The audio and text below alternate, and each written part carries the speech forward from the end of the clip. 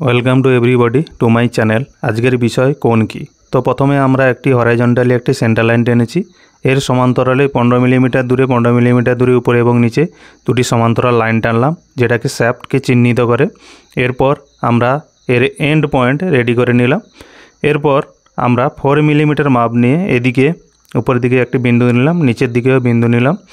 এরপরে বাঁ দিকে 2 মিলিমিটার দূরে একটি বিন্দু নিলাম, নিচে এবং উপরে। এরপরে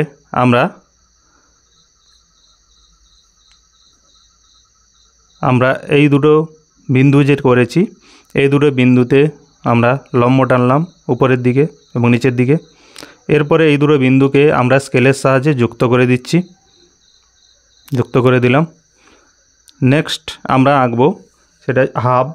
তো হাফটা আঁকার জন্য আমরা উপরের দিকে এবং নিচের দিকে লাইনটাকে বাড়িয়ে নিলাম। এরপরে যে কোনো একটা মাপ নিয়ে আমরা হাফটাকে কমপ্লিট করে দিলাম, অর্থাৎ পুলি হাফ। এরপরে নেক্সট আমরা যে স্টেপে আসছি সেটা হচ্ছে টপ ভিউ। টপ ভিউ আঁকার জন্য আমরা প্রথমে শ্যাফটের মাপ নিয়ে একটি সার্কেল কমপ্লিট করে ফেললাম।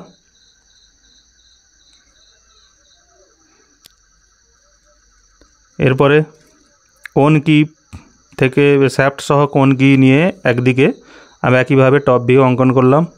নেক্সট বাম দিকে কোণ কির মাপ নিয়ে একইভাবে আমরা পেন্সিল কম্পাসের সাহায্যে আরেকটি টপ ভিউ অঙ্কন করলাম। এরপরে হাফের মাপ নিয়ে আর একটি আমরা সার্কেল কমপ্লিট করলাম। এরপরে আমরা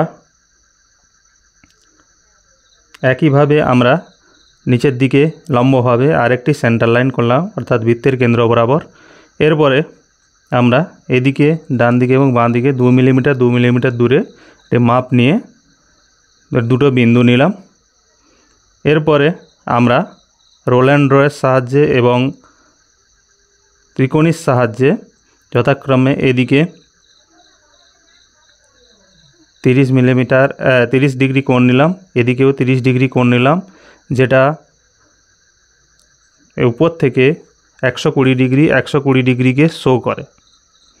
তো এরপরে একইভাবে উপরে যেমন রেডি করেছি, বাকি 120 ডিগ্রি অন্তর যে দুটো বিন্দু নেওয়া হয়েছে, একইভাবে আমরা সেই বিন্দুতেও আমরা এরকম অংশটাই অঙ্কন করব।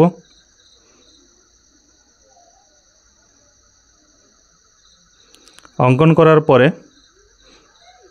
আমরা বাকি যে অংশটা আমাদের আছে সেই অংশটায় আসব, অর্থাৎ হ্যাচিং লাইন। তো হ্যাচিং লাইন টানার জন্য আমরা রোল অ্যান্ড ড্র বা দুটো আমরা ত্রিকোণীর সাহায্য নিতে পারি।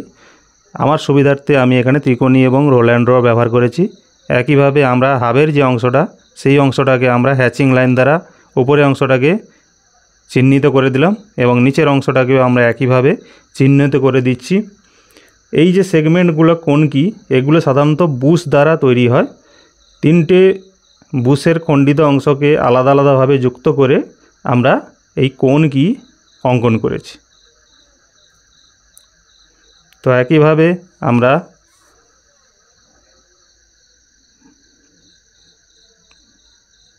শ্যাফটের যে সাইড এন্ড পয়েন্ট, তো সেটাকেও আমরা হ্যাচিং লাইনের দ্বারা যুক্ত করে নিলাম এবং টপ ভিউয়ের যে অংশটা, অর্থাৎ শ্যাফটের যে অংশটা, সেই অংশটাকে আমরা হ্যাচিং লাইনের সাহায্যে যুক্ত করে নিলাম।